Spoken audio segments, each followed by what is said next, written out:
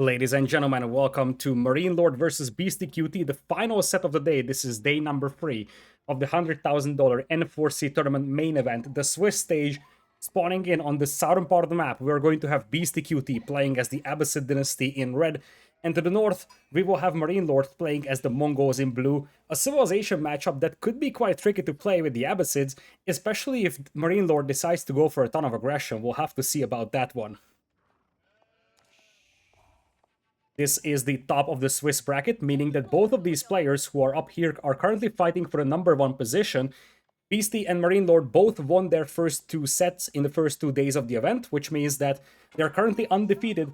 In fact, if you look at MarineLord so far hasn't even dropped a single game. He 3-0'd Luciferon and then 3-0'd the Muslim, whereas for Beasty, he won 3-1 versus Vortex in day number 1, and then he defeated Lidakor 3-1 as well. So currently, Beasty and MarineLord, the top 2 players in the bracket, and whoever wins this one is going to move to the number 1 spot unquestioned.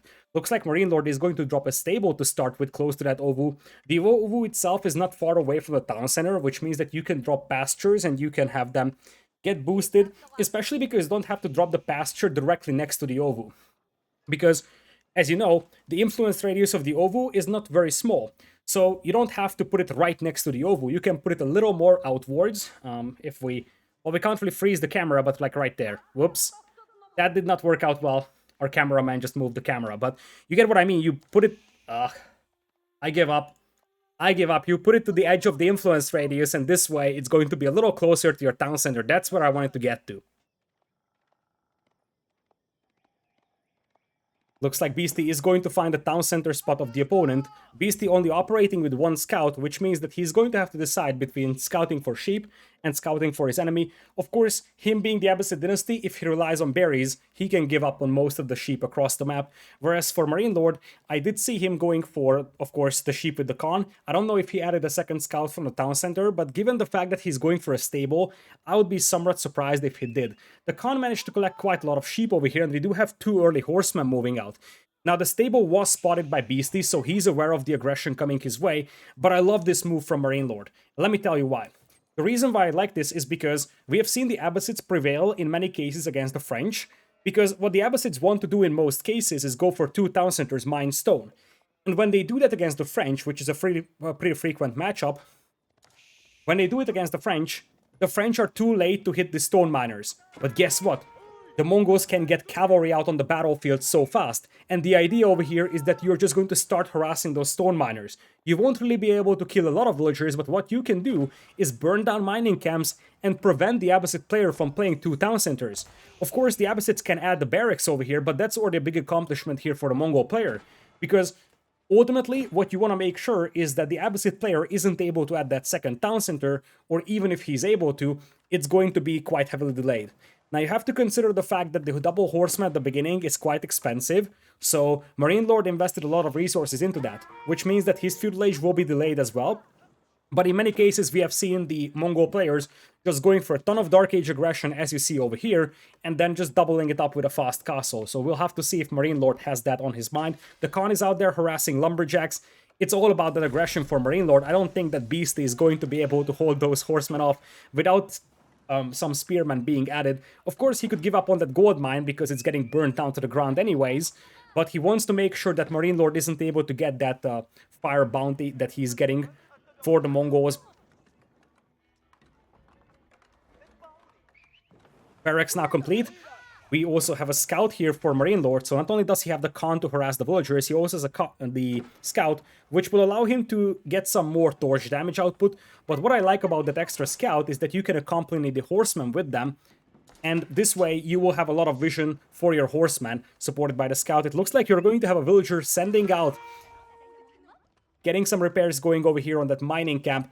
Spearman will scare away the horseman. It looks like this aggression isn't going to materialize over here for MarineLord, but as expected, there is the stone mining operation for Beasty, and the concept here for MarineLord is not to completely kill the entire 2 town center concept. The concept is just to slow down the opponent as much as possible. Keep in mind that there is a second component to the Abbasid dynasty, and that's the fresh foodstuffs upgrade. And Beasty needs some gold to be able to grab that, and I actually wonder if he was able to pick it up. We'll have to see if he actually has that on the House of Wisdom. But for the time being, MarineLord is fully aware that his opponent is going for a 2-town center build over here. Spearman trying to chase down the enemy. Of course, the Khan will take a lot of arrows to take down a Spearman, but slowly but surely you can use your Khan to just grind down the HP of your spears. And while the Khan is distracting the Spearman, MarineLord is poking around trying to take down the weak villager close to the gold mine. You could see for a brief moment that Beastyqt dropped off the gold, and now he's heading towards the town center. Spearman now getting some blows on that horseman, and that is going to mean that MarineLord is left with only one horseman for the time being. He's ready to get to Feudal Age. In fact, he's almost finished with those deer zones, if I saw it correctly, just a couple of seconds ago. And it looks like now Beastyqt has enough gold for the fresh food stuff, so even if he didn't have it up until now, he's gonna be able to research that technology in a matter of seconds. And it looks like we're going to see some horsemen come out for Beastyqt. You can see his queue on the right side. Right here, he's adding a horseman, whereas for MarineLord, he's not making any army right now. He's got one pasture, one sheep is being trained as we speak, and we'll have to see if he's adding any added production buildings. For now, it is going to be just wheelbarrow for both players.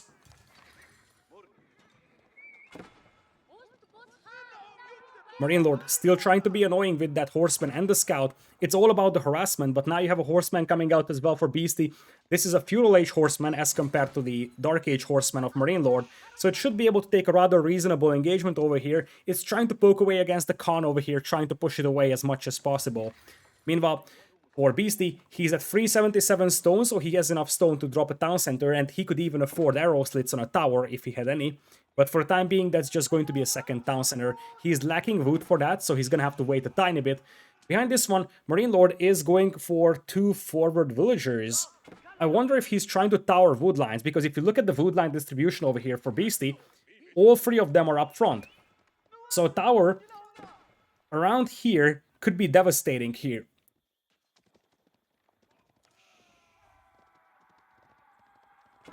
Oh, Mangadai are out. Oh, the Mangadai. We have seen Mangadai being used in one set before, I don't remember which. I think it was like 1 or 2 Mangadai being added to pick off the spears, and it's actually a clever idea, because it's very effective against the spearmen. You know that your opponent has some spears, and the thing with the Mangadai is that they are just extremely annoying. Now the horsemen can chase them down because the horsemen have higher movement speed than the Mangadai, and the horsemen will jump on the villagers as well, so MarineLord will have to take this fight here. He's tanking up the damage with the villager gets picked off by Beastyqt, but Beastyqt is also going to lose his horsemen over here. One of the Mangadai goes down, the second one is also being pursued. Mangadai are disgustingly expensive, which means that every single Mangadai that's lost is going to be increasingly painful.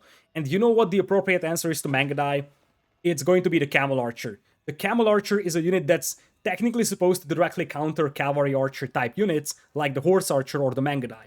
However, as long as you don't have an answer here for Beastyqt for the Mangadai, this could be very troublesome. Bit of an ambush set up over here by Beastyqt trying to jump on the Mangadai in the stealth forest, but MarineLord did not take the bait, and ultimately he's going to retreat. He's still trying to use the Khan's movement arrow to make sure that the horsemen can't catch up with him, and it looks like he's going to be quite effective picking off most of those spears. The horseman is also about to go down, but at least Beastyqt bought himself a bit of a time.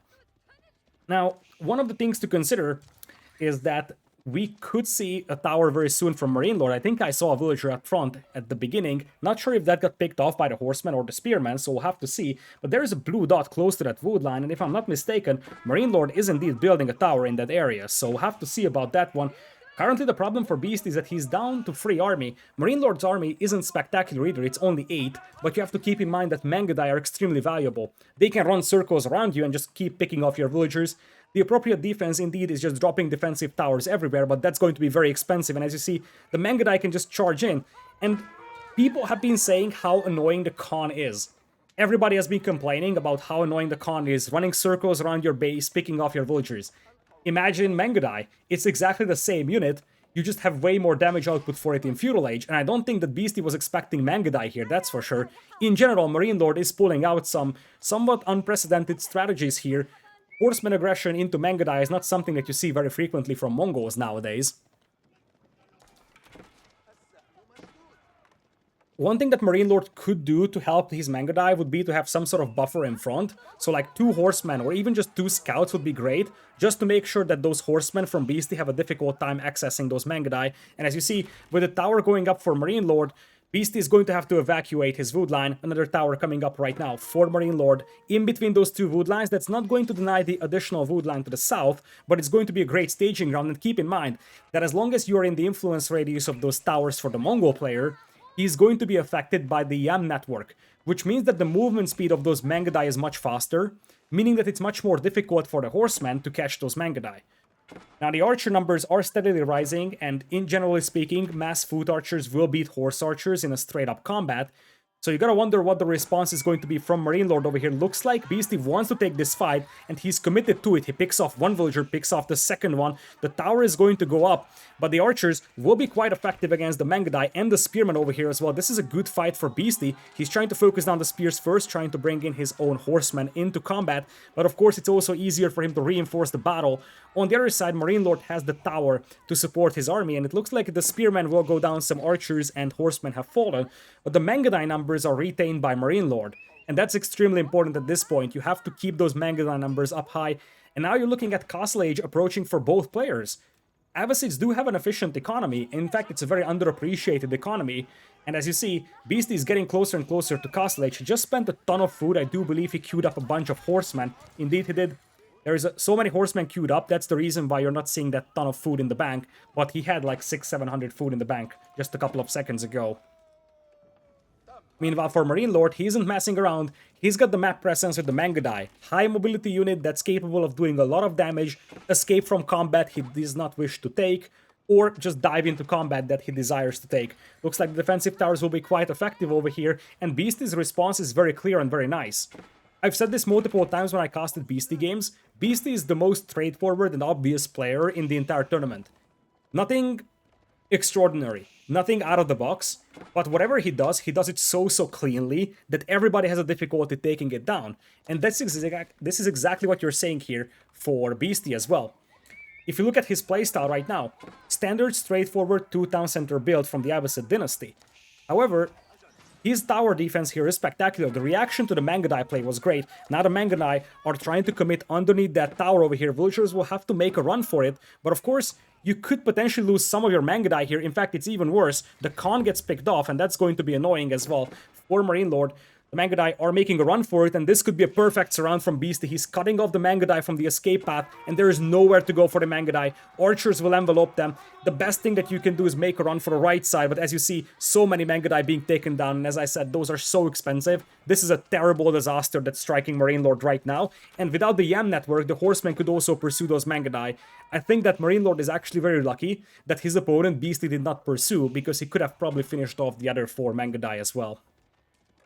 Meanwhile, however, MarineLord is pushing up the middle, and you see that he's using that group of Mangudai as a distraction to try and push the base of Beasty. Beasty himself on the way to Castle Age. I do think that MarineLord is also going up with the step redoubt. Culture Ring is being built right now by Beasty. Indeed, there is the Castle Age coming in for MarineLord, slightly faster than his opponent, and it seems like we're going to see some men-at-arms being added, which is a great response to the archers and the horsemen, but it's also spotted by Beasty, so he knows exactly that the men-at-arms are coming, and his response should be crossbowmen to this one. Given the fact that he's ahead by 20 villagers, I think Beasty's position here is quite spectacular.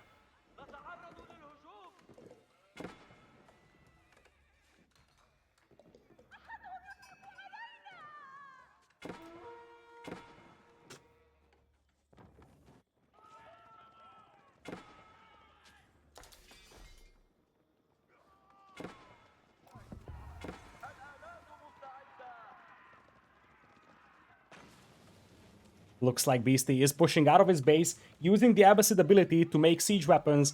Without the blacksmith upgrade, he's going to make a battering ram, starting to take down the towers. One of the underappreciated things of what the Abbasids can do against the Mongols. A single villager is sent to torch down that battering ram, and of course the Mangudai, but the Mangudai won't do much against it. Another problem here for MarineLord is that his military numbers aren't spectacular.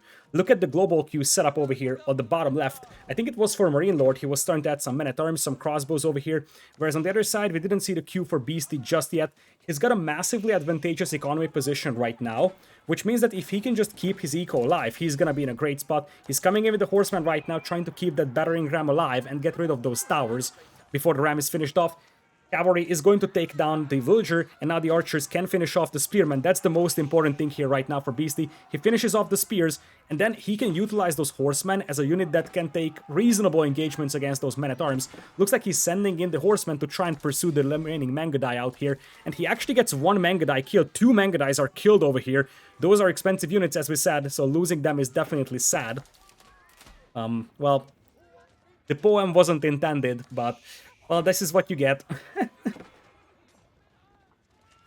Anyways, here we go with some men-at-arms coming in. We're gonna have some crossbows on the way as well for Beasty. This last tower standing here for MarineLord is about to get taken down, but the ram is rather low HP, so this is a chance for MarineLord to potentially keep that tower alive if he can burn down that ram. Ram could be at like 10% HP or so, but it looks like with the reinforcements arriving for Beasty, he should be able to take that tower down.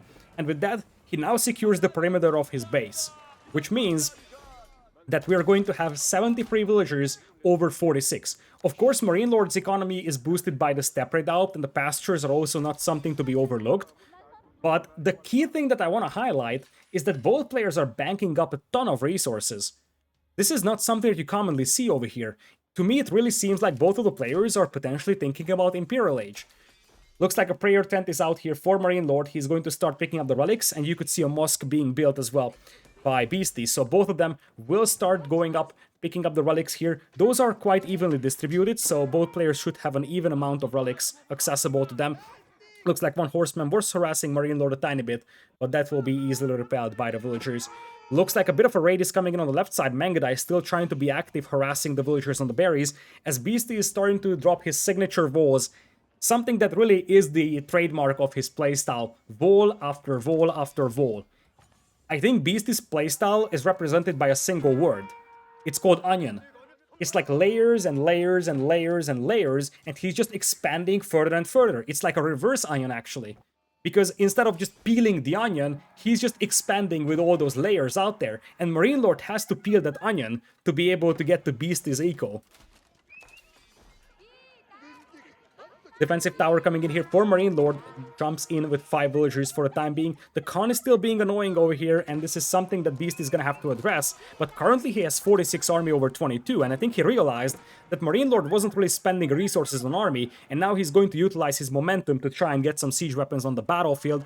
This is something that MarineLord could also do if he had the improved siege engineering upgrade, but you could see before that he was moving the blacksmith to the Ovu, so I don't think he has improved siege engineering right now, and that could backfire. Horsemen jumping on the mangonel, however, then the crossbows won't be able to take down the horsemen easily. That's an easy pick off here for MarineLord. He's also going to take down some of the crossbows here with the horsemen, and there is no direct answer to the horsemen right now by Beasty. He's going to lose a substantial amount of archers and of course crossbowmen to those horsemen. The men-at-arms will take some good engagements over here, and now with the crossbows closing the distance, men-at-arm crossbowmen is still going to be better than men-at-arms horsemen. Hence is MarineLord adding all those crossbows himself. He's still being very annoying with that Khan, and Beasty will have to address that issue at some point, but of course for now Beasty is more than happy to just take fights in the base of the opponent, although underneath the town center is probably not the best place to fight.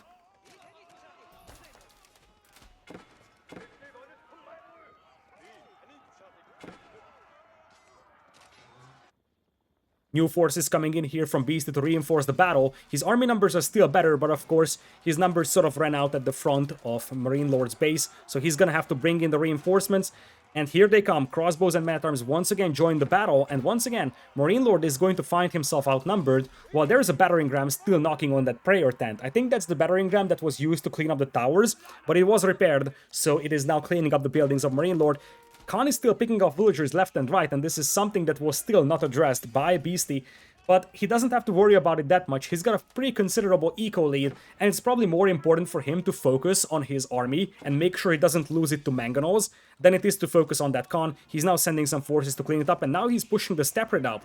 And I mentioned that part of the reason why the eco is not so much of an advantage for Beasty is because MarineLord has the steppe redoubt to compensate for his villager deficit. But the steppe redoubt is right now completely ineffective and it's exposed, so this is not going to be a factor. And in fact, you could see for a brief moment a monk coming up here for Beasty to try and heal up his forces. I think he accidentally just grouped it up with his forces. He was going for the relics, and Beasty is going to make a big relic haste here. There's a relic up here, and he's going to bring it all the way back into his base.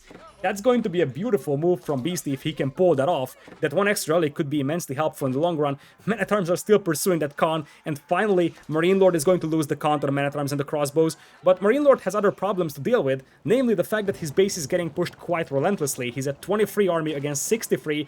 The prayer tent is on fire. The step redoubt is going to be on fire. The battering ram went down from Beasty, but he's preparing new rams, and he has a quite significant force coming in here. Once again, no spearmen over here to protect the mangonels with, so the mangonel could be taken down quite easily by the horsemen. Looks like the crossbowmen will be sufficient to take down the horsemen before the mangonel goes down, and now the battering rams are coming in to just knock down that town center potentially. Horseman counterattack coming in from MarineLord. He's trying to just distract Beasty for the time being by himself sometime. And is that a siege tower?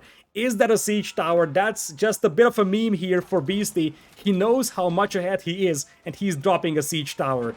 There was a friendly banter and trash talk in between the two players in Twitter after yesterday's sets. I think MarineLord said he is like 6-0. As MarineLord taps out, he sees the siege tower and he's like, okay, I'm out of this one. So there was a friendly banter between these two players on Twitter, because MarineLord said he is like 6-0. He hasn't lost a single game so far, and MarineLord said something like he himself doesn't believe he's 6-0, and he's very happy about it. And Beasty responded to that tweet, and he said, well, 6-free for tomorrow. So Beasty is basically saying, look, I'm going to 3-0 you over here. Well, game number 1 worked out well for Beasty, and as I said, nothing out of the box. Nothing extraordinary. It's just flat out meta play, but the execution is unbelievable for Beasty. And going into this set, one would probably think that MarineLord is the favorite. MarineLord hasn't dropped a single game up until now in this tournament. And then Beasty comes in with the Abbasids, which have a pretty difficult matchup against the Mongols as well, and takes down the Mongols. MarineLord tried to pull a somewhat out-of-the-box strategy to a certain extent with the Mangadai, but it was a good strategy. The key point was that when reaching Castle Age, Beasty decided to spend all his resources in army, whereas for MarineLord, he decided not to, and I do believe that he ran out of stone on the Ovu, and he had to reposition his Ovu and the blacksmith, and that's the reason why he didn't have the ability to make siege weapons back at home. Because one of the noticeable things that you could see for MarineLord was that he wasn't making siege weapons back at home with the Mongols. And to me, that tells me that MarineLord didn't have the upgrade, and the only reason why you wouldn't have the improved siege engineering upgrade is if you don't have the blacksmith available, or you didn't have enough stone for it, and we could see for a brief moment that MarineLord was sending it towards the Ovu. So I do believe that MarineLord was running out of stone at the worst possible moment, and he significantly was hindered by the fact but that he wasn't able to grab the upgrade when he needed it the most.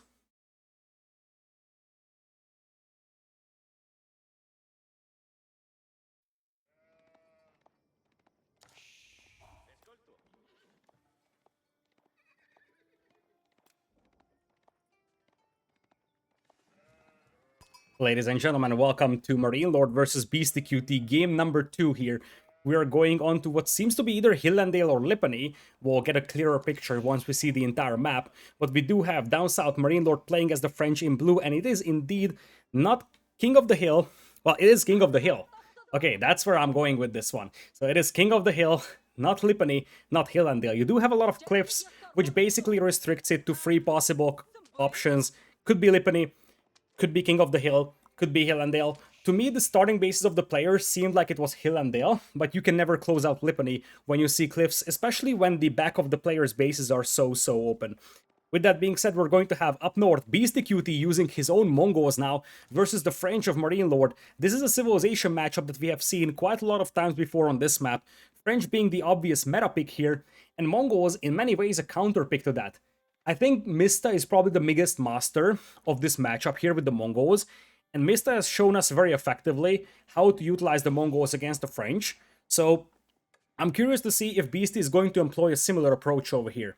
The idea with the Mongols, at least in the strategy book of Mista, if I may say so, is that he's going to play a very reactive game. The idea is that he's going to basically ignore Dark Age pressure, and he's just going to see how much army his opponent, the French player, is adding. If there is no army coming in, then he's just going to play with a fast castle style build. But I guess Beasty is changing things up over here. He's coming in for a tower rush. Now I wonder if this is something that MarineLord is expecting, because as I said, in this matchup, we usually see a much more passive gameplay at the beginning from the Mongols, and this could be quite troublesome to deal with here for MarineLord, because if you look at his access to wood, that could be cut off quite easily. A tower here denies the wood income for quite a lot of time, and for MarineLord, he would have to fall back to that corner for that. He has backup wood lines to work with, but I wonder if he's even going to expect a tower rush at this point. Now, of course, if you could cut off MarineLord from the gold mine, that would be spectacular for Beasty, because French, of course, reliant very heavily on the knights, at least in Feudal Age.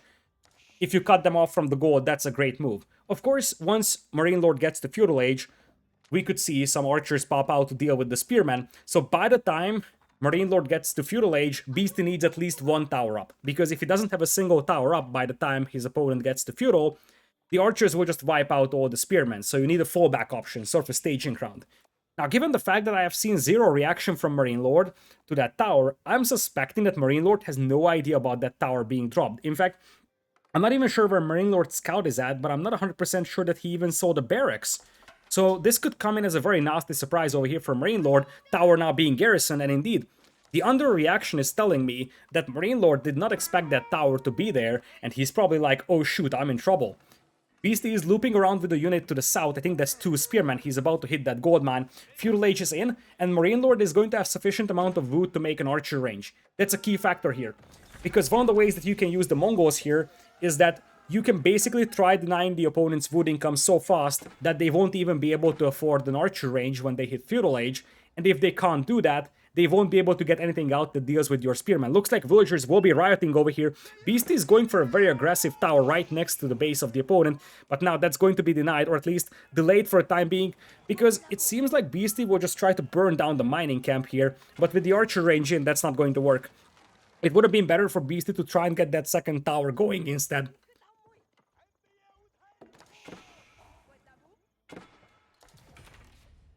Meanwhile, for Beasty, he has the resources, or at least the food, to go up to Feudal Age. Archers are now popping out. Of course, at this point, Beasty wants to set that mining camp on fire. He's pulling away the spearman. He's using the Khan over here to try and damage the archer, and the villager is sent to repair the mining camp.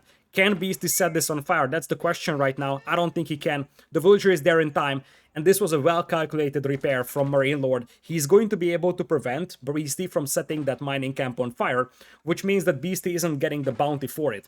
Now, Beasty could still think about setting the lumber camp on fire at this pace because he's got the tower to cover his spearmen with. Khan is going to get some shots on the archers just so that they are a tiny bit damaged. But now the question becomes for Beasty. Is he going to press onto this position? Is he going to just go mass spearmen archers, which is an option for him? Or is he just going to play a fast castle build? Something that we have seen so frequently from the Mongols. Go for Dark Age pressure, set your opponent's eco back a tiny bit, and then get to Castle Age, get the men-at-arms going. That's the big question right now. Beasty's resource bank isn't looking spectacular, so it's possible that we're going to see some more Feudal Age aggression. But if you look at his base, even from the minimap, you can tell that there is no second production building. The big circle, or the big dot on the minimap, that one, that's the Ovu, and you see exactly one red dot right next to it. That one. Which means that there is no second production building for Beasty, and indeed, now that our observer switches over there, you can see that clearly. So there is no archer range, there is no stable coming in right now for Beasty, which could be a sign that he wants to go for some sort of fast castle style build, simply because if he wanted to go for archers plus spearman aggression, he would have an archer range by now, and he would be popping out the archers. He's sort of running for his life with that villager. He needs to delete that tower, otherwise it will be taken down by the French player. But the most important thing for Beasty is that he managed to get a second tower up close to the base of MarineLord, and I do believe that tower is overlooking a gold mine, which is going to be a further annoyance for MarineLord, because if MarineLord runs out of gold at the back of his base, he's going to have to work towards that other gold mine.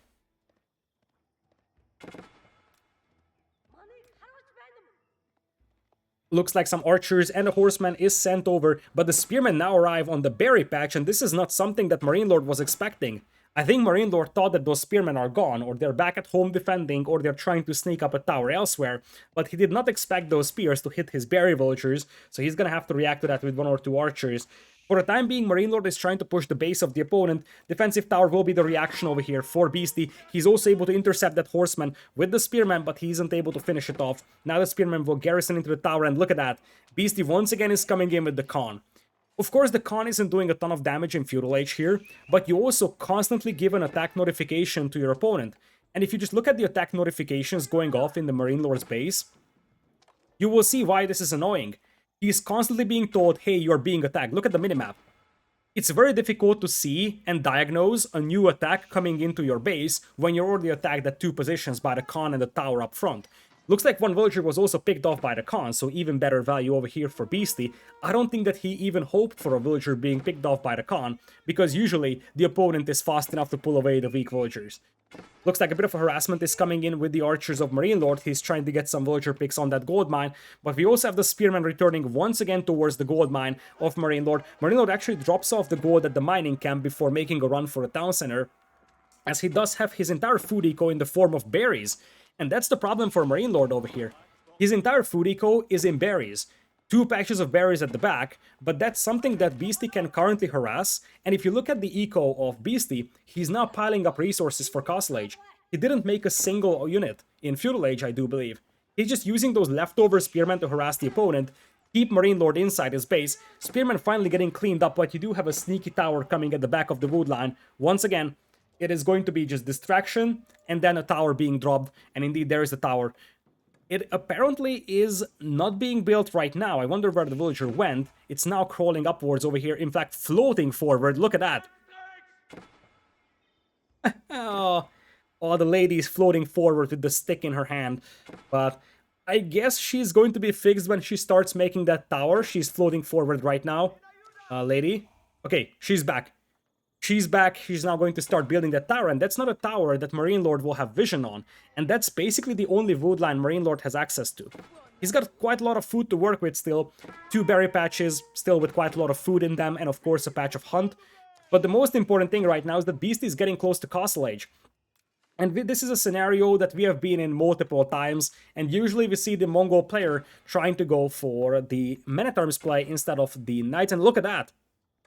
Look at that, that was a complete blind diagnosis from MarineLord. He's going to be able to pick off the villager and then retreat. That's a big move, and this is now coming down to just game intelligence from MarineLord. He knew that there is no opportunity for a tower there. He had no idea about the tower being built, but he knew that there was an opportunity. And this is one of the things that you have to look at in Age of Empires 4. You always have to look at opportunities. There is an opportunity for Beasty to make a tower over there. MarineLord has to check if he's actually doing it. And well, Beasty was building that tower, so MarineLord was able to intercept the villager.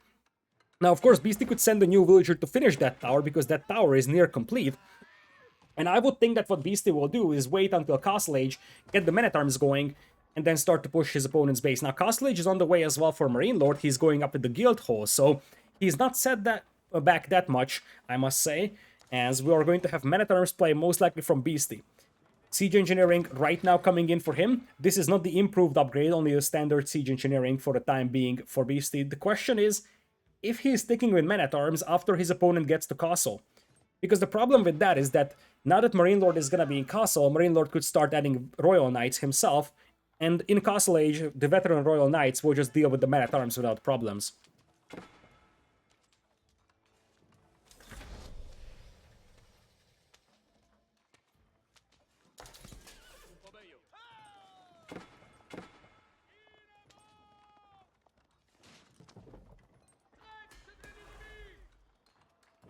Blacksmith now coming out for MarineLord, and indeed he's adding a second stable.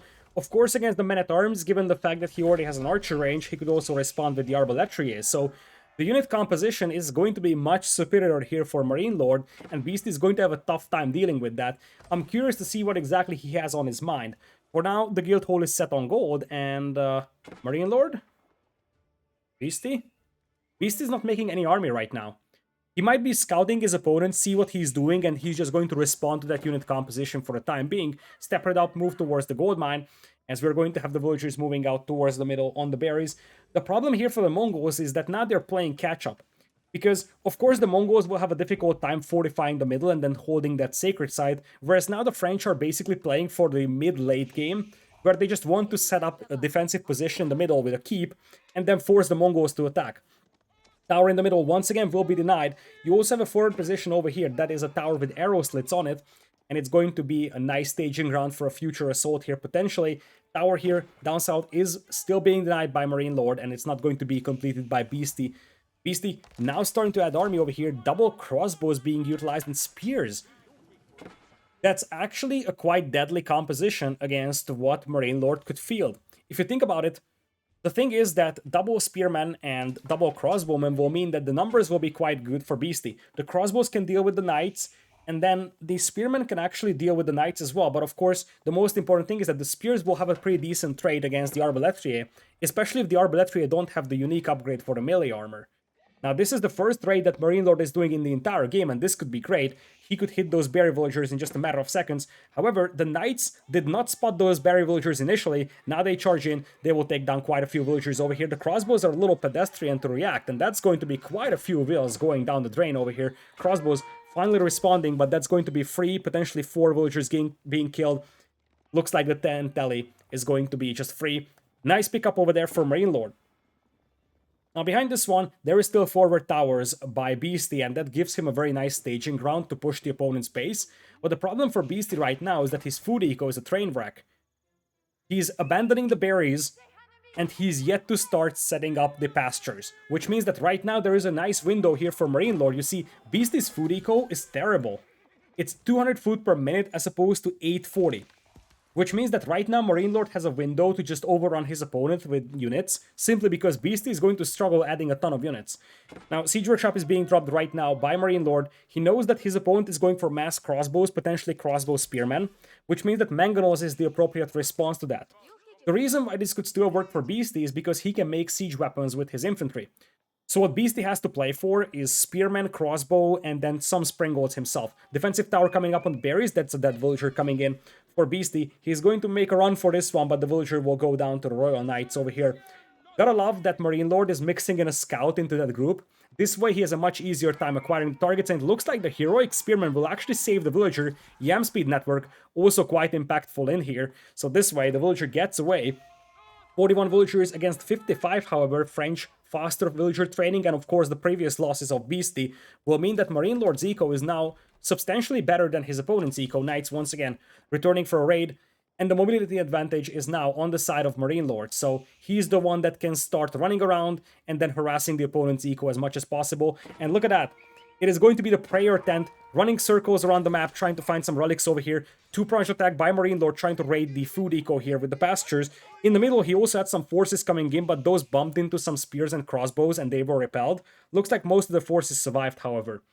This is the thing that I rarely see from Mongols, but it's such a cheesy and spectacular way to play this one. Look at that. Beastyqt is going to pick up the relic and then deposit that to the prayer tent, and then just pick up the prayer tent and move on. That's the easiest way for the Mongols to pick up the relics over here. And this way, Beastyqt could technically have the chance to pick up 3, 4, potentially even 5 relics. The other 3 are on the far left, but now he's assembling his forces, and he's at 20 military as compared to just 19 of MarineLord. Of course, MarineLord's army has higher value because a lot of those are expensive knights, but now it's crossbow, spearman, and if it's supported by some springolds, it's going to be difficult for MarineLord to take down.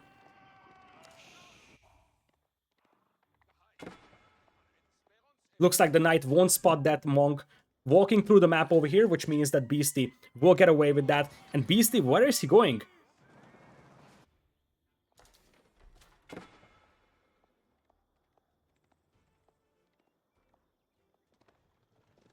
Looks like he's sort of hiding that force on the right side. I really was unsure what exactly he was doing. Obviously, he doesn't want his opponent to spot this operation over here, and it seems like he was hiding it from that knight that's now heading north. So it looks like he's getting away from there. Towers are slowly being cleaned up by MarineLord. He's also dropping a tower on this stone mine, and now MarineLord is mining stone, which puts Beastyqt on a timer, because what MarineLord wants to do, and what MarineLord will do, is send in the knights for distraction, force Beastyqt to react, and as Beastyqt is reacting, he's going to establish a forward position in the middle with a castle. But that's probably the game plan over here. A new oval was being built right now, but the knight gets taken down by the Springald tower here before it would be able to finish off the villager. So once again, a villager gets away here for Beasty. Not the first time that he's able to save a low HP vill. Probably not the last either. For now, economy upgrades are rather comparable for the two players. Beasty is sitting on a ton of gold, however. He needs a market to balance out his eco. For MarineLord, he's sitting on a ton of food, but basically no gold. In fact, absolutely no gold. Remember that I said that once he runs out of this gold mine, he needs to go for this one. And he had to clean up the towers for that. So part of the reason why we don't have a lot of gold income right now from MarineLord is because he had to clean up the towers first to be able to access gold. In fact, he's not even mining that gold over there. He's just going to send villagers in the middle to mine that gold deposit. Knight numbers steadily increasing here for MarineLord, and now that's a formidable force. A force with mobility as well. The ability for MarineLord to decide which fight he wants to take is going to be a big factor over here. And as you see, Springolds and Mangonels rolling up as well. MarineLord knows fully well that he's going to need something against those crossbowmen. And now MarineLord is pushing up with the knights. As I said, go for a raid, force the opponent to defend, and use that window to secure the sacred site in the middle. And MarineLord just dropped by 800 stone. The timing of this push correlates with the time of him acquiring 800 stone. Because he's using this as a window. It's all about that. Distract the opponent, drop the keep in the middle. I don't even have to look at the middle to know that MarineLord is building a keep over there, and indeed that's the case. Because this is exactly the recipe to secure the middle for the French. Use your superior mobility, force your opponent to defend for some time, and use that window to drop a keep in the middle. And now this is going to be a tough position for Beastyqt to push. And you get the feel that the Mongols, their window is closing. Because once the French establish a forward position in the middle, it's difficult to push. And now you could see the next layer of defense being a reality for MarineLord, which will be Imperial Age. If MarineLord goes to Imperial, it's almost guaranteed that he's going up with the Red Palace that will be built in the middle. That's going to be the most difficult thing to push for any enemy out here. So if MarineLord is allowed to go into Imperial with the Red Palace, it's game over for Beastyqt. Beastyqt is now assembling a formidable force to push the middle, but he doesn't have heavy siege to take down buildings with. He needs some trebuchets, he needs some battering rams. And despite the fact that he's got the relics working for him, it's 2 relics versus 1, he's behind by 18 villagers. And what's more concerning is that now his opponent has the archer ranges dropped around that castle, which means that MarineLord is getting his discount on the production as well. Khan, being very active over here, might actually pick off a monk here from MarineLord. On the right side, some archers were sent over to try and get some harassment done. And, oh, this could be great from Beastyqt. In fact, this might be his recipe to win. This is going to be a somewhat cheesy way of doing this, but what Beastyqt needs to do is ignore the middle. Because there is still 9 minutes left to go. Oh, Khan getting trapped here for a brief moment, Knight still pursuing it. And I think that is exactly what Beastyqt is going for. He's going to ignore the middle, and he's going to push the base of the opponent. He could go for a landmark victory condition and ignore the sacred site for the time being. The risk of doing this is that you have one shot at this. You fail, you lose the game, simply because you won't have a window to now neutralize the sacred site in the middle. And you see, more Springolds are being built. The concern here is that you're going to need some heavy siege to take down buildings with. So, 2 or 3 battering rams. Some Mangonels would be healthy as well, because there are some archers being added now by MarineLord.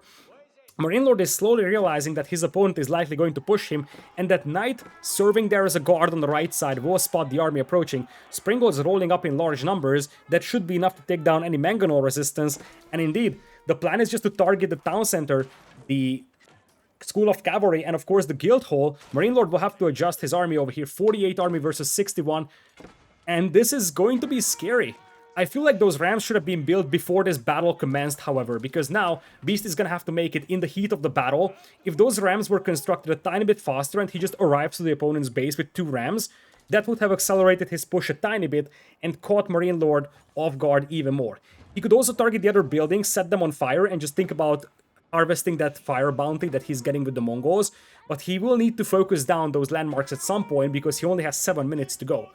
Now, as he's pushing this, he could use this as a distraction to try and get some trebuchets to get the castle taken down in the middle. We'll have to see if that's part of the plan over here. Springolds now setting up for both sides over here. The ram was short-lived over there, thanks to the Springolds of MarineLord. Now Beastyqt is rolling up with his own, trying to take down the Mangonels, but as I said, without heavy siege, this is not going to work here for Beastyqt, and now the Knights are jumping on those Springolds. Speed arrow pop for the Khan over here, so the Springolds will get away for the time being, but the archers arrive to the battlefield, and this is just spearmen and crossbowmen. This won't work for Beastyqt. He only has spears and crossbows, which means that full archers will just clap that without any problems, and there is no mangonels for Beasty. Clock is ticking, he has got 7 minutes left to go to try and make something happen, but you get the feel that him having the tough time reinforcing, he has to send his forces all across the map to reinforce this battle. MarineLord's ability to potentially cut off the reinforcements coming from the middle, like this, and of course reinforce his own base over here, this is going to be next to impossible for Beasty to push. So, if he ever wants to bail out on this attempt, it would be right now. If he decides to commit against the push, then this is the time to decide upon it. So, if he wants to push, he needs to start thinking about it right now, set up some mangonels so that he has some firepower against the archers, make sure that he has got the springald majority, which is not something that he has right now, have larger springald numbers, mangonel numbers than your opponent, and then also have some battering rams. Now, this is actually a good combination. This is what I was referring to. If Beasty is realizing that he can't push the opponent's base, he could use this as a decoy, and that's exactly what he's doing. I also love how he's creeping up with the towers. So as you see, he's keeping MarineLord pinned inside his own base, and the moment MarineLord sends some forces to reinforce the middle, Beasty could push his base. So this is a difficult spot for MarineLord to be in, but there's the cavalry charging in here on those traction trebuchets, and the army of Beasty is so heavily mispositioned. That's a big miss micro there by Beasty. He is going to lose no trebuchets, however, the Yam speed network, allowing the infantry to catch up, and as I said, it's going to be 2 attacks coming at the same time.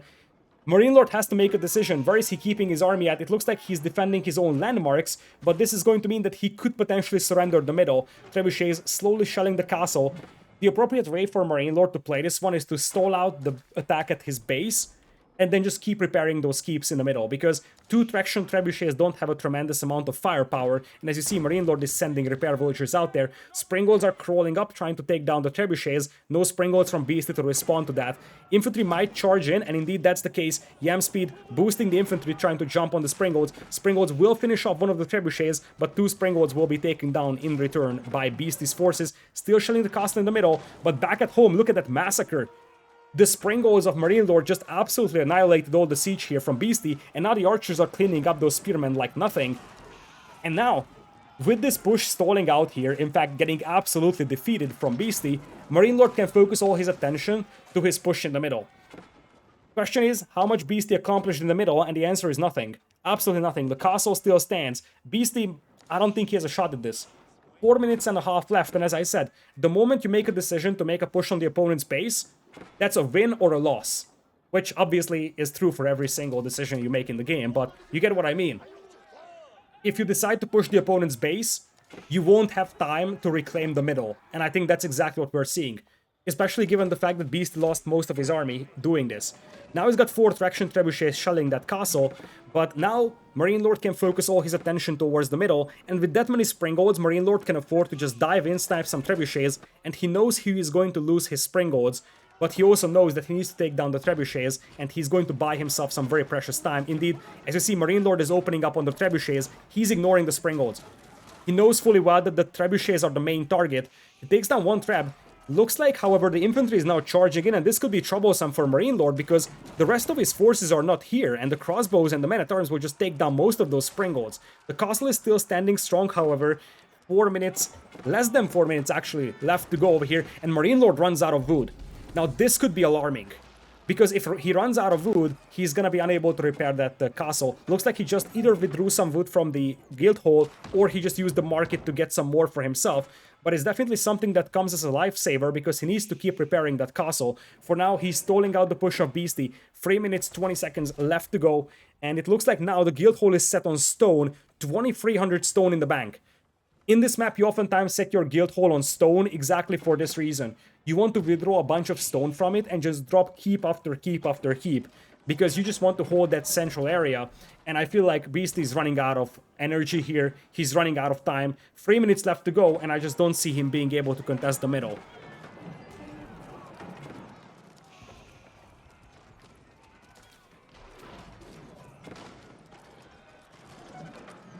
Crossbows working to great effect against those knights for the time being, but of course, 3 keeps worth of firepower is very difficult to deal with, and now you're seeing some mangonels crawl up over here from MarineLord as well. He unleashes a volley on the men-at-arms, some of them fall to the rocks over there. Khan still being active, harassing the eco of MarineLord.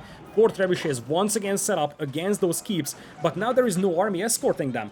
Beastie's army is basically just full of trebuchets. All of the archers and the crossbowmen are being wiped out by the Mongols, and you see, the Mongols will just fire upon that Springald because there's nothing else that MarineLord has to take it down. Now, 3 Mongols survive, accompanied by quite a lot of Springolds, and Beastyqt taps out. He knows fully well that there is no way that he's going to be able to push this one, and in the end, MarineLord takes game number 2 here. The window closed for the Mongols here. The Mongols have a good matchup against the French in the early part of the game. But the problem for Beastie was that he never really was able to beat his opponent to Castle Age. He never really was able to do any kind of damage in Castle Age, and ultimately, MarineLord was just able to use his mobility to secure map control, and just did the classical French thing here.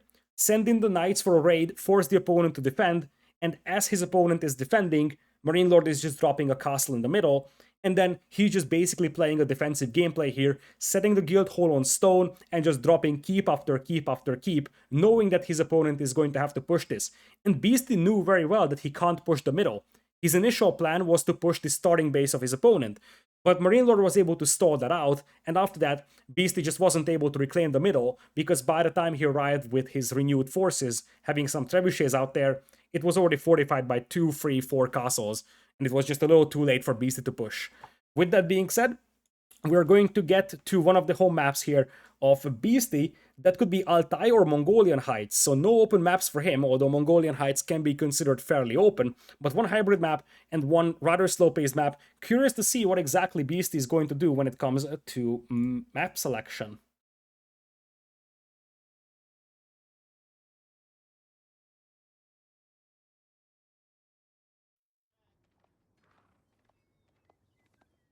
Welcome back to MarineLord versus Beastyqt. We are heading to the first home map of Beastie, which is going to be Altai. Beastie, once again, going for the meta civilization pick here. He's picking the English, he's going to be utilizing the red color, whereas on the other side, you're going to have a slightly off meta civilization pick, MarineLord going for the Abbasid dynasty. So let's talk about these two civilizations, because if there is any predictable civilization this map, that's likely English. And one of the things that MarineLord can utilize against his opponent, Beastie, here is that, as we discussed, Beastie is a standard player. He's using the most basic strategies, he's using the most obvious strategies, but he's executing them so well that every single opponent he faces have very difficult times beating that. But this is something that MarineLord could use to his advantage. So let's look at the English here. Obviously, the English will probably try to play this one aggressively, although it's possible you're seeing a more passive gameplay with 2 town centers for the English. But this is where you have to consider something, as I said. Beastie is likely known as a meta player, so the meta here on this map is likely English longbow aggression. If MarineLord was facing someone like Mista, you would expect a much more passive gameplay potentially. But knowing the fact that Beastie is playing very heavy meta gameplay, I would think that Beastie is going to put up quite a lot of aggression over here. He's dropping the council hall as we speak. Meanwhile, on the other side, Abbasid is a civilization that gets underestimated from time and time again, and in this tournament we are seeing that the Abbasids are getting better and better. In fact, it's one of the highest win rate civilizations in the entire tournament. So I'm curious to see what MarineLord has on his mind over here with the Abbasid dynasty, and am I seeing... Wait a second, I think that's the age up of Beastie, right? Yeah, this is Beastie's POV, so that is the council hall being built. One of the most distracting things with this overlay is that you can't see 2 features. First, you can't see the icon of the landmark being built, although, of course, I saw the council hall, but if the opponent was making a wing, you would be able to tell just by the icon. So I wouldn't even need to look at the minimap to tell whose POV are we on. The other thing that's annoying is that you can't see how many villagers are building it, which is a valuable piece of information. But anyways, it is going to be the council hall coming in here for Beastie. Curious to see what MarineLord is going up with, but it's likely going to be just the economy wing as usual. Love the move of Beastie pushing the deer here. He's gonna have to kill those right next to the town center right now, even with the villagers, because you don't want those deer to run away. And it's a nice little move. He's going to save up the resources on 1 mill, although ultimately he's going to need his mills anyways, because he's going to play with farms. But given the fact that he's pushing in the deer, that to me is telling that he's going for aggression. Because if he didn't want to go for aggression, he would just drop a mill over there and start surrounding it with farms, take the hunt with the mill anyways. If you're pushing in your deer with the English, that's a sign that you don't want to place a mill. Why would you not want to place a mill? It's because you don't want to focus that much on the economy, you want to focus a lot more on military production, and you could see the barracks being dropped by Beastie. Meanwhile, for MarineLord, he's dropping that second town center. So MarineLord is also playing relatively standard over here. The question is, how can MarineLord hold off the assault here at the beginning? Because the Abbasids can hold off the first couple of archers or longbows with the horsemen. So oftentimes you see the Abbasids playing horsemen into two town centers to defend against the English. But given the fact that you already have the spearmen coming out as well, for the English player, this is going to be a difficult hold. I'm curious to see what MarineLord's game plan is. We could see in game number 1 that you can hold off a substantial amount of aggression with the Abbasids, and then if you can keep your villager numbers high, you're going to be perfectly fine, and ultimately, you're just going to beat your opponent to castle age. Now, there is a good response over here from MarineLord. He scouted the tower, and look at that, Beasty had no idea about the counter tower over here. The counter tower is going up, and this is one of the things that you can do with MarineLord's stone mining. You can build towers and then drop arrow slits emplacements on it. Tower is going to be garrisoned by 2 villagers for the time being, and that's going to discourage Beasty from making that tower. That's a key tower that's being denied right now from Beasty, because first of all, that was 80% completed, so he was so close to it. But the most important thing is that now he doesn't have a staging ground for an attack. And that's something that you have to consider. Looks like he's going to try and get that tower up though, because MarineLord just left the tower. Villagers will jump back in here. One thing that MarineLord could have done is just keep the scout garrison in the tower to provide the arrow fire. And that way, he would be able to just constantly fire at the units coming that way. Looks like we're going to have some walls coming in from MarineLord, walling off the right side of his base. And so far, the plan here is working well for MarineLord. I'm not exactly sure if I said this in this particular set, but I remember that today I said it once, that against the English, the Abbasids actually have a pretty reasonable response with the tower defense. And after saying that, especially because I think in that set that did not happen, after saying that I felt a little dumb, and I was questioning myself, does it really work that well?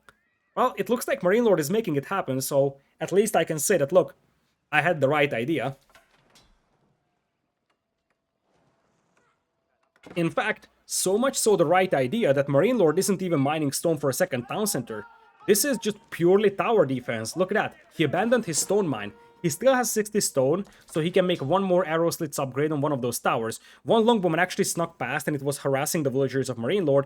Now spearmen and longbows bashing their way into the base of MarineLord out here. And I'm not exactly sure what MarineLord is up to now, because it's not like he's working towards a second town center. His villagers on the berries are actually being harassed by one longbowman, and there was only a scout to take it down. Horsemen and now an archer range coming in. So it looks like he's going to play very aggressive in Feudal Age here, another defensive tower on the way. And this could work, because you do have a rather powerful economy with the berries and the Abbasids, but it's also quite risky, because the army numbers are much better right now for Beasty, and you see that the villagers are already being pushed back. One villager does not get taken down here, heavily damaged but not killed, and you see that right now MarineLord is scrambling for that tower, but can he even finish that? Nope. He's going to say no, he's going to cancel the tower, and now it's a disaster, because the longbows are in, the spearmen are in, and one thing that's going to be here for Beasty now is a forward tower. Now, a counterattack will be sent over by MarineLord. He's going to try and intercept reinforcements. But the problem that MarineLord is now facing is that his wood lines could be denied. Look at that. His entire forest is denied over here, which means that he isn't really going to be able to access wood, because the other food line that he's going to work with is something that could also be harassed by the longbows.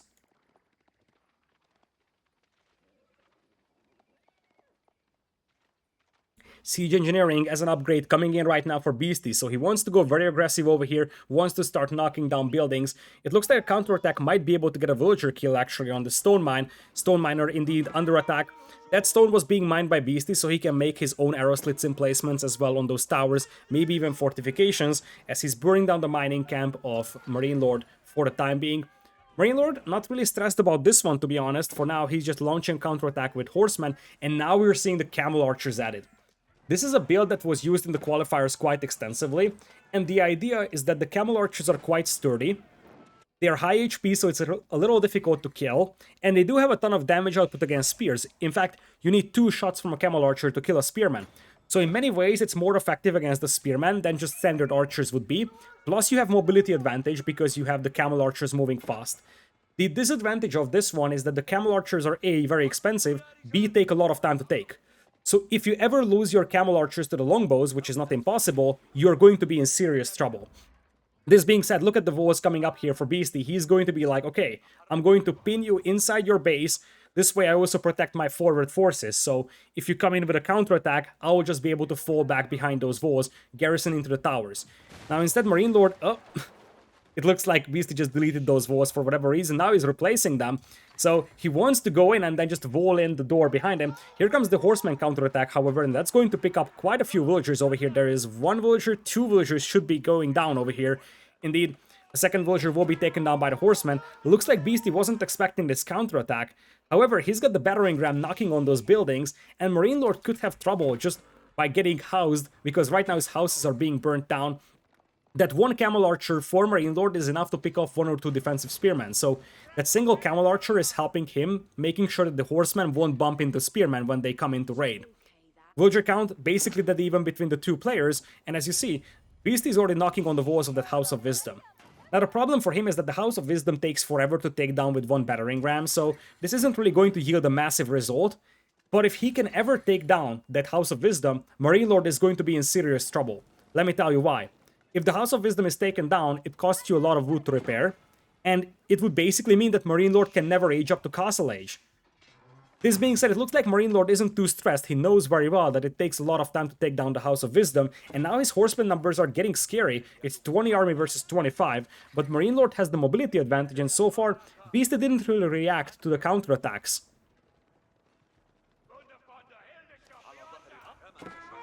Here comes the first counterattack, and now you see the camel archers in action. They just absolutely decimate all those spears, and this allows the horsemen to jump on the enemy army. And one camel archer goes down to the spears, but you still retain two to pick off the opponent's spearman, and suddenly you have a scary force of horsemen that's very difficult to kill for the opponent. Now it looks like we're going to see an angle of attack being changed here by Beastyqt, and that's exactly what he needs to do. He needs to start jumping on those production buildings, and the longbows now find the gold miners. Nice reaction over here by MarineLord, pulling off the gold miners for the time being. And now you gotta be careful with those horsemen returning, because the spearman escort is pretty much gone here for Beastyqt. So he can't afford to lose all those longbows to the horsemen. Another tower is coming in here. A lot of towers being placed by Beastyqt. This will basically allow him to garrison his entire army into towers, which means that those horsemen will never be able to clean them up, actually. That could be concerning now for MarineLord, because MarineLord will never be able to kill this army. They will just jump into towers, and especially with the towers having arrow slits, the towers themselves will have a ton of firepower, and it looks like now the horsemen are coming in. Camel archers in decent numbers, but you do have quite a lot of spears over here, and they do brace for impact, stunning so much cavalry. This is a key fight for the game, and the longbows will open up against the camel archers. Camel archers, however, taking down most of those spears, and this is what you see. Being the effective part of using the camel archers, they can pick off those spears so easily.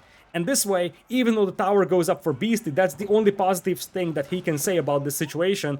His army is mostly cleaned up, and his aggression is just disappearing. Oh, this is so weird for Beastyqt, because he's trying to push here, but the problem with these feudal age ram pushes is that if you don't have an army to escort them, they're completely useless. And that's exactly what we saw over there. Beastyqt simply didn't have the army to escort those battering rams, and now MarineLord's army is very scary, to a point where he can just dive underneath town centers now. That's so many horsemen that he can afford to run into the base of the opponent, especially those exposed lumberjacks, and just start killing whatever he finds. And Beastyqt is trying to get some rams going again, but, you know, you get the feel that Beastyqt is playing this as if he already lost the game. And maybe he feels like it, because such a ram push is never supposed to work out. He's trying to just take down the landmarks at this point. Now, if he gets the House of Wisdom, that's big. But how is he going to hold off these forces? I have no idea, because once again, those horsemen come in for a raid. Many of the horsemen are heavily damaged, so that's a bit of an advantage over here for Beastyqt when it comes to the defense. But he's losing villagers left and right, and you see all of those villagers at the berries getting absolutely massacred by the camel archers and the horsemen. House of Wisdom now under attack once again. It's down to about 40% HP. Beastyqt, if he really wants to play it this way, he needs to start walling up, which is something that he loves to do. Now, keep in mind that stone walls are banned for a tournament in Feudal Age, so you can only go for palisade walls, but even that would help so much for Beastyqt.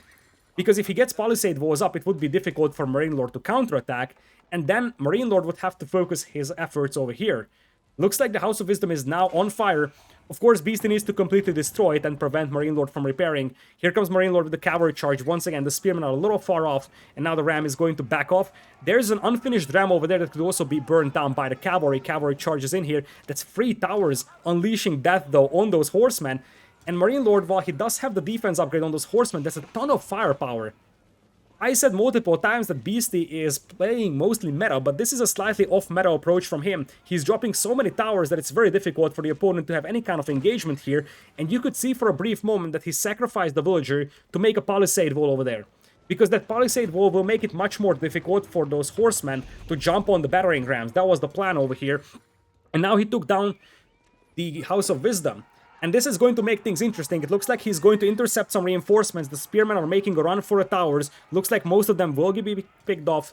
On the right side, the longbows are detached from the main army group, but they will be intercepted by the horsemen. And now the towers are under attack by the horsemen. It's a lot of horsemen to deal with.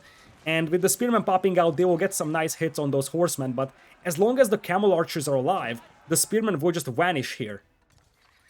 Looks like we're going to have a tower coming up here for MarineLord all the way up front. He's still working towards the berries, but now you gotta respect the fact that the town center is under attack.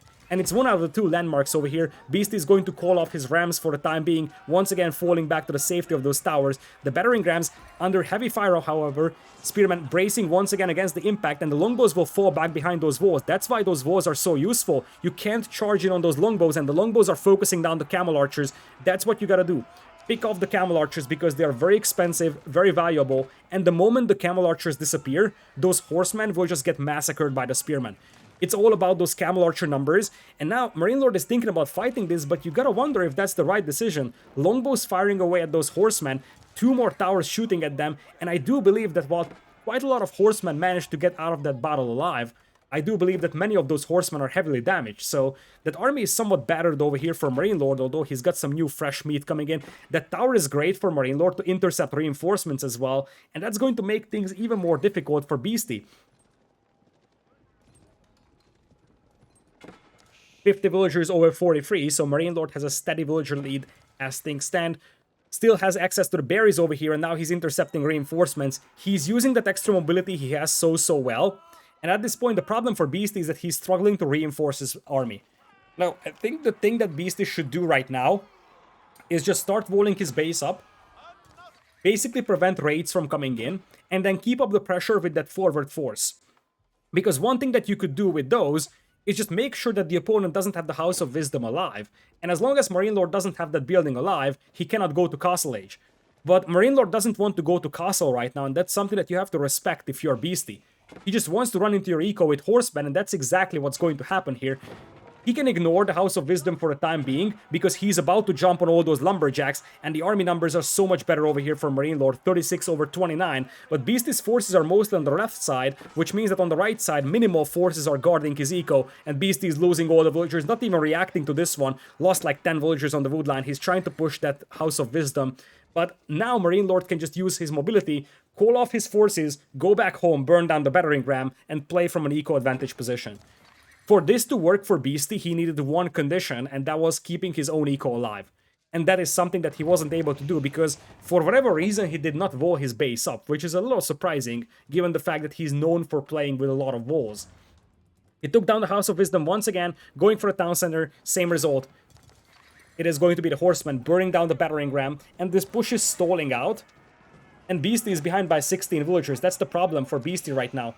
He's behind by 16 villagers, and you see that slowly but surely MarineLord is crawling up over here once again, a little ambitious to try and take down that tower, especially if the longbows can pick off the camel archers so the spearmen can fight against the horsemen. But it looks like now MarineLord has the critical mass over here. He's taking down the towers, and he's inching closer and closer to taking down all of those fortifications at the front. I think that's a fortification actually coming in for that tower. So with MarineLord burning it down, that's going to be a fortified tower denied as well. And now Beastyqt's got almost no win conditions for this game. He's behind by 16-17 villagers at this point. His push has stalled out. His eco is lying wide open for cavalry raiding him. And one of the biggest weaknesses of English is just getting outmaneuvered by faster civilizations. Of course, one thing to consider is that MarineLord still has to switch into farming eco, and this is something that he is only just now starting. Whereas on the other side, Beastyqt already has a good farming eco, but look at that many horsemen. At this point, MarineLord should just run underneath the town center and start killing villagers left and right. Longbows are still over here, and there's a battering ram attacking the landmark, so you gotta be careful here for MarineLord. Beastyqt looks like he's going to be under attack, however, MarineLord just wants to use this ram at the town center to distract the opponent, and then push this tower up front. He knows that his reinforcements are being cut off. He's going to try to take a fight once again. He does not have the attack upgrade on his spearman right now, but he does have a range defense upgrade, so they do have some survivability against those camel archers as well. But the town center is constantly being repaired, and once again, Beasty is not moving forward. He's not necessarily moving backwards with these moves, but he's not moving forward, so he's not getting closer to winning this game at all. And that's his problem right now. Behind this one, the villager gap is just widening. Now it's a 17 villagers lead for MarineLord. As I said, once MarineLord transitions to farming eco himself, he's going to be able to just outplay his opponent in terms of numbers.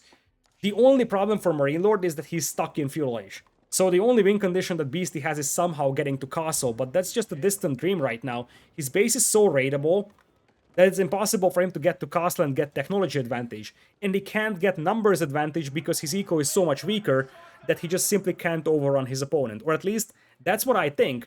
Although we have to keep in mind that full feudal warfare is something that the English are so good at. And one of the things to talk about here is that Beasty personally believes that the English Castle Age is quite bad. So, when talking about the English, he said that he thinks that the English will need a Castle Age buff, but their Feudal Age is very powerful.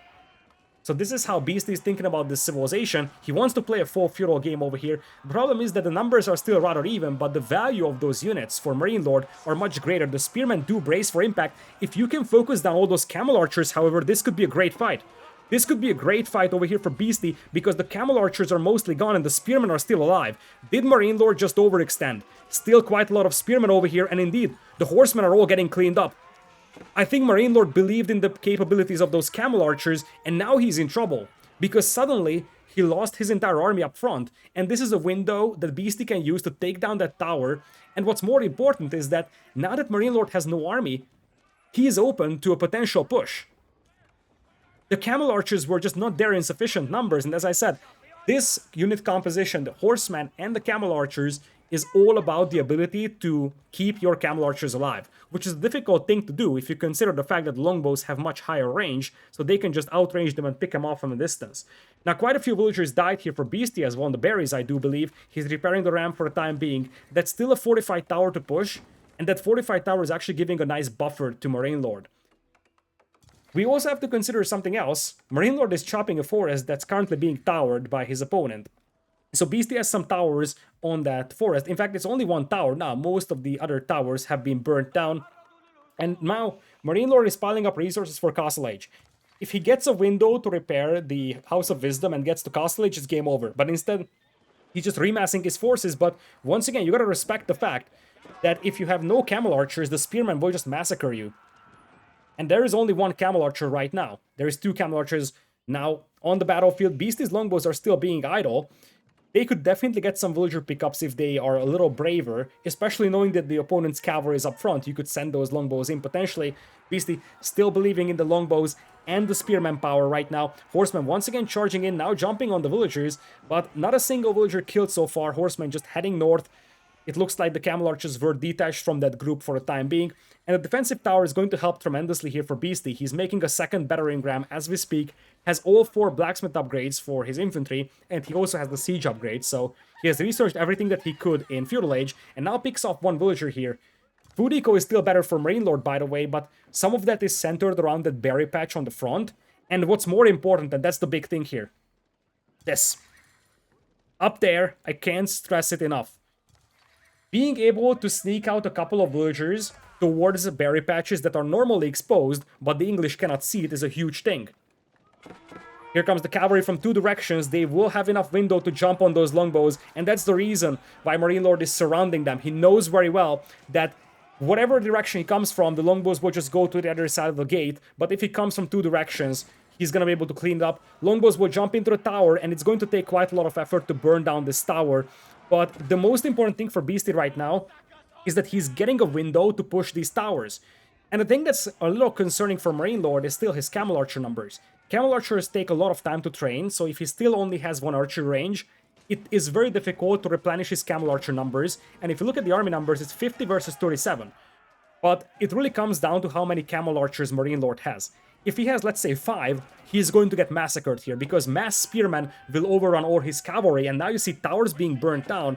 And despite the fact that MarineLord has that berry patch on the left side, he might not be able to capitalize on it, because he's got a good food eco. He was able to escape the vision of Beasty. Beasty doesn't have a high mobility army to find those, and it looks like the camel archers will be focused down by the spears. That's a disaster over there. One camel archer getting taken down so easily. And as I said, that is the heart and soul of MarineLord's army right now. I count 4 camel archers right now, but you do have enough longbows to pick them off from a distance, especially given the fact that many of them are heavily damaged. Another push with the battering rams coming in.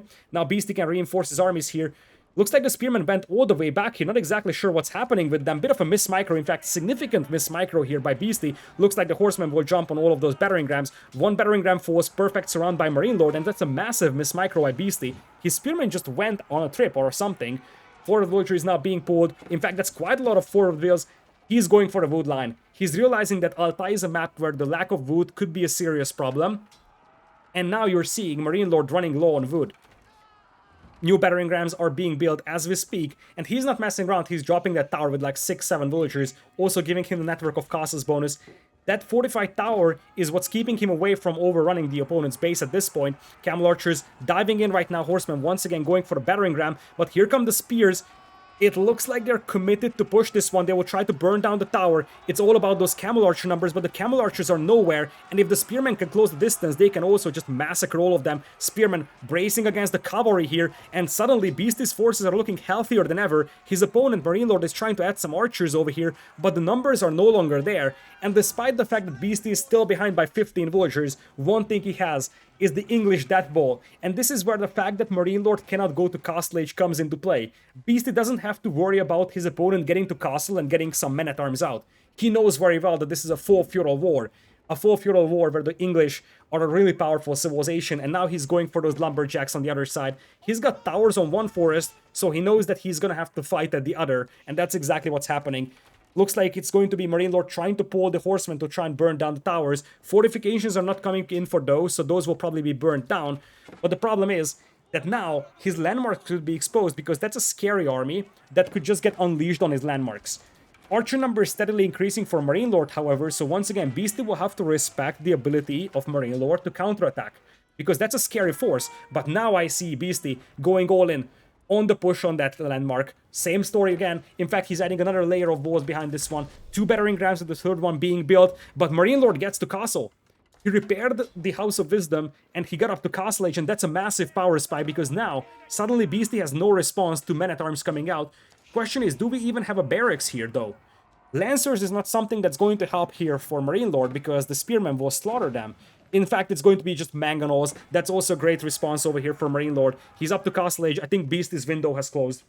Beasty's window is now closed, because those horsemen can launch a counterattack any moment, and he can just get his army killed by either mangonels or just a springald defense by MarineLord. If MarineLord just goes for springalds here, he can repel the push of the rams, and then it's impossible for Beasty to push into his base. The key thing is that Beasty was never able to touch the economy, including these berry villagers. Lack of mobility for the English army is haunting Beasty so badly because he wasn't able to get any kind of damage done on those food villagers out there. Looks like it's gonna be the big battle unfolding. Mangonel opening fire. Spearman bracing for impact. Actually mispositioned here. They're sort of bracing against the cavalry preemptively. Mangonel gets a good hit on them. It looks like they're crawling closer and closer to the Mangonel. In fact, they could throw some torches. They brace against the cavalry, which means that all the cavalry is now stunned. But now those are veteran horsemen, and the Mangonel is taking down all the spears. Beasty getting his forces mostly cleaned up by the archers. The longbows aren't focusing down the archers. They're shooting at stables. The Mangonel is going to take down those longbows as well. And I do believe that this is the moment where Beasty's getting cleaned up. MarineLord gets a window to get to Castle Age. The archers of Beasty all getting wiped out by the Mangonel. And with that, Beasty taps out. Good game gets called. And MarineLord takes game number 3 over here. Big win. Huge win here for MarineLord because this looked grim for a long time. In fact, this was such a back and forth game. If you think about it, Beasty looked like he was in a tough spot for a long time, but then suddenly he takes an exceptional fight close to his berries, takes down all of those camel archers, and MarineLord was in a position that he didn't have a single unit to respond to that big ball of spearmen and longbows. And the key thing here was that he had some fortified towers all across the map. And those fortified towers acted as a buffer, something that slowed down the advance of Beasty. MarineLord knew very well that he needs to get to Castle to have a good answer to those. The key thing was getting that House of Wisdom repaired and then getting Castle Age for him.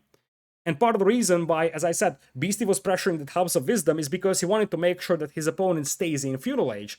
But the moment the pressure was relieved from the House of Wisdom, MarineLord was able to squeeze out Castle Age, and once he got to Castle, he could get to Veteran Horseman, he could get to Mongols, and that is not something that Beastyqt had a response to. And with that, MarineLord is going to take the win on the home map of Beastyqt.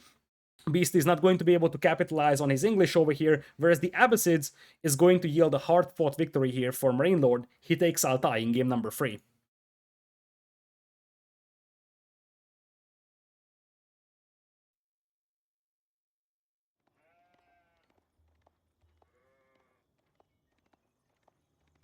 Ladies and gentlemen, welcome to game number 4 in this best of 5 between MarineLord and Beastyqt, the first mirror of the series. We do have Rus versus Rus.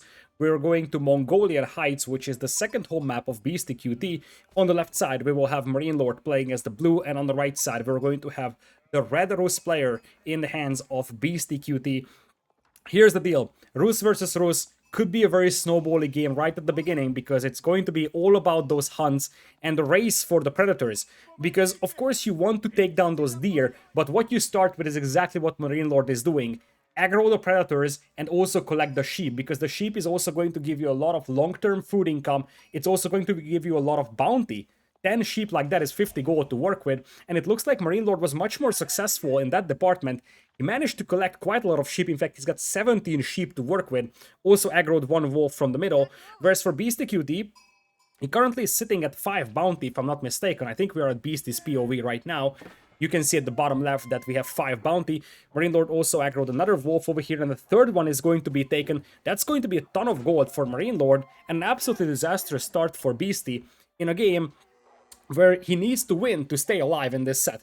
Now, obviously, the two players are fighting for a top position of the Swiss bracket, so even if Beastie loses here, it's not the end of the world, but of course, he's fighting for that number 1 spot. Currently, MarineLord has a match point for him. Looks like it is going to be indeed much better gold income for MarineLord. He's bringing back multiple wolves, taking down the hunt. Now, we are going to have both players docking up over here. MarineLord already dropping some walls across, and this could be a very cheeky wall. Because oftentimes you see players walling the water like this to prevent the opponent from sailing past, or walling the crossing like this to prevent enemy units from running past. But what if you wall diagonally? If you wall diagonally, you are going to be able to accomplish both. So that's a very clever way of walling this crossing for MarineLord, not something that you see every day. In theory, if everything goes well, these walls should prevent the enemy from crossing, and it should also prevent enemy ships from sailing past it. I'm not 100% sure. Look at that. That's 24 sheep to work with for MarineLord. Multiply that with 5 when it comes to the bounty as well. So he's going to have about 100 to 120 gold from those sheep as well. And of course, a ton of food to work with. So even if he gets his fishing eco destroyed, he would have a lot of food to fall back to.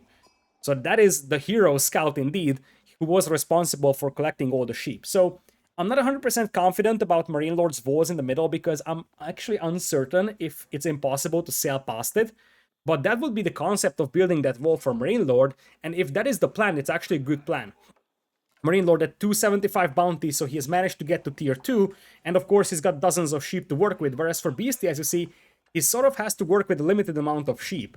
And oftentimes in these 1v1 games, the amount of sheep controlled by one player is underappreciated, because this is your best fallback option. It's a guaranteed source of food. It's very difficult for the opponent to deny, kill villagers on, or just harass in general.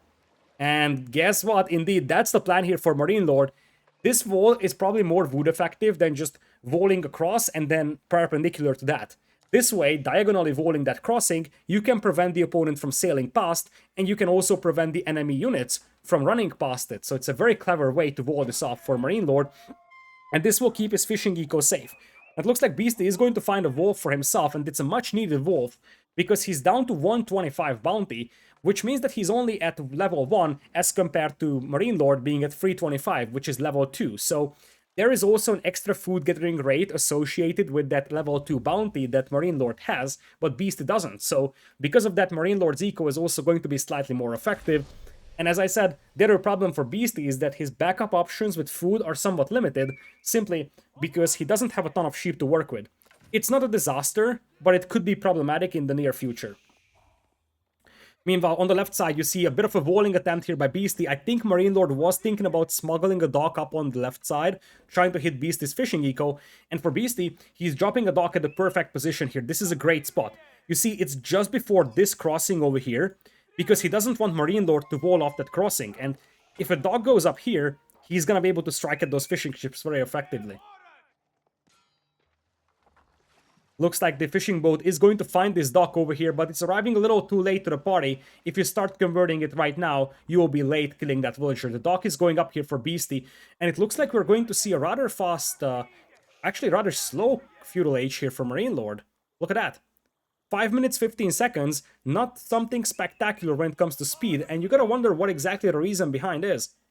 Because he had all the resources. What I'm suspecting is that he's going to try a fast castle here. Looks like he might actually get away with the villager kill. It's going to be close, but the scout swings its swords once again, and we are going to have the villager taken down. Man, oh man, that's one villager taken down from Beasty. He's down by one, and also keep in mind that his fishing eco seems to be lower in numbers compared to MarineLord. So oftentimes when you delay your feudal age like this, you are trying to go for some sort of fast castle build here for MarineLord, and it's a possibility, especially if he's willing to give up on his fishing eco. Because the thing is that the moment you slow down your feudal age advance, you're sort of giving up on your fishing eco. Looks like he converted 2 fishing boats into combat ships, and this is going to be enough to repel this attack. He's going to micro his weak fishing ships into the dock, and this way, no fishing ships shall be sunk. Looks like one of the fishing boats might actually go down. Indeed, it goes down, but it's an acceptable loss here for MarineLord because in exchange, he's able to take down that combat vessel of the opponent. New Lord attack ship now coming out for Beasty over here, so he will continue to take fights. As MarineLord was harassing the gold miners, for a brief moment you could see the villager picking off a sheep from the back of MarineLord scout, and once again, Beasty is just trying to pressure all of these fishing ships over here. He knows fully well that he can't win a direct battle on the water, so he just wants to make sure that his opponent has as hard of a time fishing as humanly possible. Is that a stable? Did I see a stable? Yeah, there is a stable. You can see the top of that right now. Because one of the things that you can do with the Rus here is start going for early nights. You do have a decent amount of gold with for MarineLord because he had good bounty. You do have a ton of food to work with because you do have the fishing eco. So everything is set to send forward a couple of nights. And in many ways, this is somewhat reminiscent to what you would often do in Boulder Bay. Imagine a Boulder Bay game. Well, I know you're sad if you have to imagine a Boulder Bay game, but both players fighting on water, suddenly someone shows up with one knight. If the opponent has no army back at home, he's cut off from gold, meaning that he won't be able to reinforce his navy and ultimately loses water. And this is somewhat reminiscent to that. On this map, you don't necessarily make a ton of army at the beginning, so whoever shows up with just 1 or 2 knights to harass the opponent's eco could gain a massive advantage over the opponent.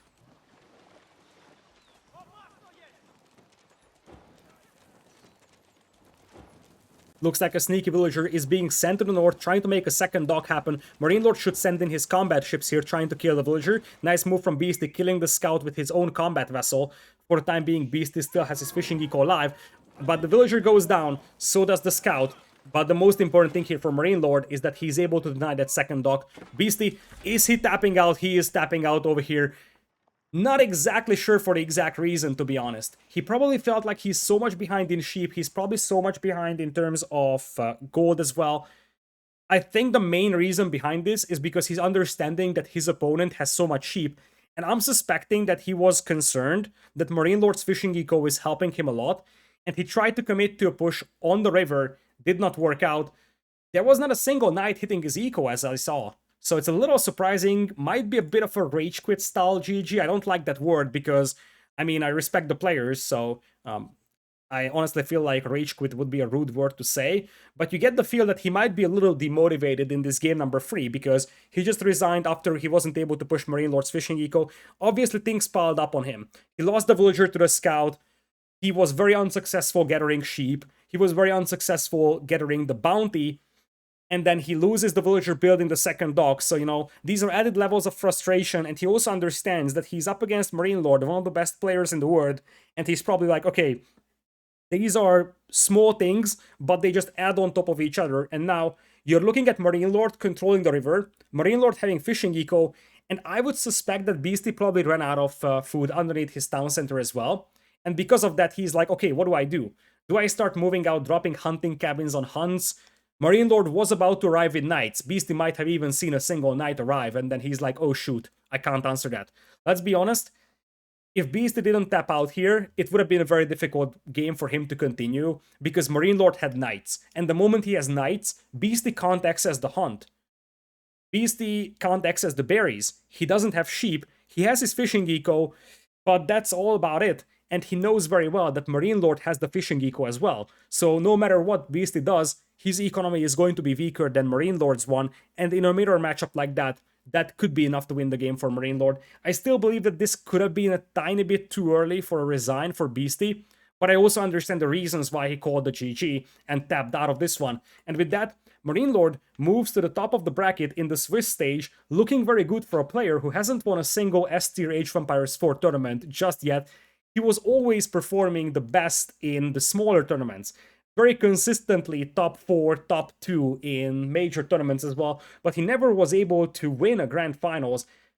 And I said this before, I think MarineLord is coming into this tournament as one of the favorites to win, but he's going into every single tournament as one of the favorites to win. So far, he's undefeated. He's the only player undefeated with a 3-0 score. This battle, this set, was for the top position on the leaderboard. Of course, for Beasty, he's going to take this loss over here, but it doesn't have to be shattered.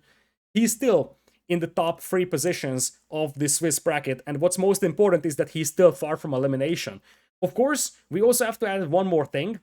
In this Swiss bracket, the top 2 players will get into the semifinals directly. So for Beasty, now the next goal is making sure, okay, I am now in the 3rd position. I'm not going to say why, it's because I'm looking at the brackets right now, but that would be a sort of a spoiler to other sets, because of course there are some tiebreaker criteria, the Buchholz score system and stuff like that. But right now Beasty is at the 3rd spot, which means that he's going to have to work his way back up to the top 2, because the top 2 gets to the semifinals, spots 3, 4, 5, and 6 get to the quarterfinals, and the winners of those will face off against 1 and 2 in the semifinals. Those will be played on Friday, Saturday, and Sunday. Of course, Sunday is going to be the grand finals.